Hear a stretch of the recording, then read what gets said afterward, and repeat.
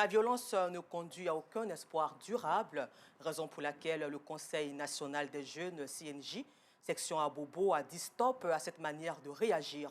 Il a donc sensibilisé les femmes d'Abobo, quartier Anokwa, sur les violences conjugales, une action dans l'objectif de réduire les cas de violence basés sur le genre dans cette belle commune. C'est reparti avec Georgette Ido Fofana. Il était enceinte, il me frappait.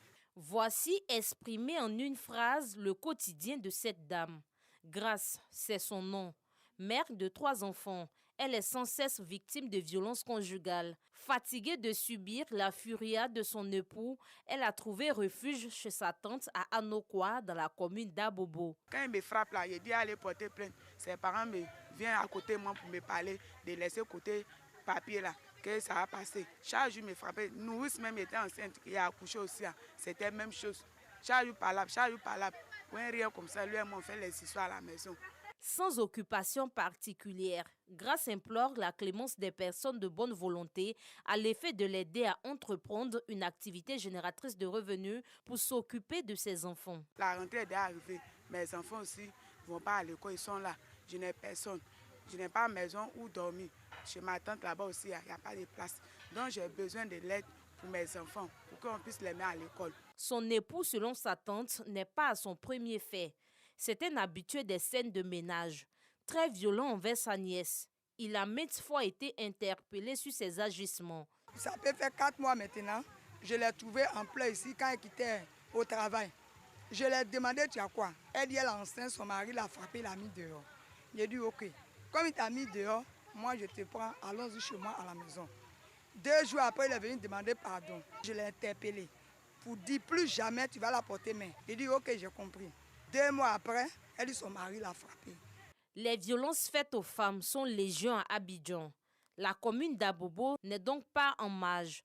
Pour sensibiliser les femmes et les jeunes filles et les emmener à briser le silence, le président du CNJ Abobo, Conseil national des jeunes d'Abobo, s'est rendu à Anokwa, où le corps sans vie d'une jeune dame avait été découvert. Le sens de sa visite: sensibiliser les femmes et les exhorter à dénoncer tout acte de violence à leur endroit ainsi qu'à l'endroit de leurs enfants. Quand vous êtes violenté, il faut le signaler. Cette barbarie, cette violence qui est faite aux femmes, nous, en tant que Conseil national de la jeunesse du département d'Abobo, on ne pouvait pas rester en marge. Donc nous avons décidé de venir non seulement dire Yako à la chefferie du village, Yako aux femmes, Yako à la population, mais aussi les sensibiliser sur les violences faites aux femmes. Le déplacement du président du CNJ Abobo salue à sa juste valeur par les proches de la défunte. On ne peut pas rester là et puis quelqu'un est en train de limer, même un enfant, même, et puis toi tu as dépassé. C'est que toi-même, ce qu'ils sont en train de faire là, ça te plaît. Donc ce qu'il a dit, vraiment, on a accepté. Et on va suivre ça.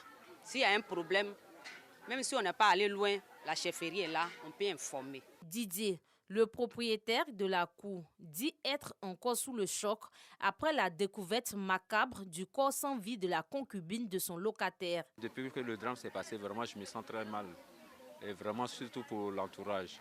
Il entend prendre de nouvelles dispositions pour ses futurs locataires. Pour quelqu'un qui doit prendre une de mes maisons, aviser d'abord la première autorité qui est la chefferie du village. Ensemble, nous allons harmoniser puis voir dans quelle mesure il faut accepter cette personne. Avant cette campagne de sensibilisation qui a débuté à Anokwa, le CNJ Abobo s'est entretenu avec la chefferie du village pour en savoir plus sur les mobiles de ce drame. Pour rappel, c'est le 12 septembre que le corps sans vie d'une femme violentée et abandonnée par son concubin qui a pris la fuite a été découvert à Anokwa.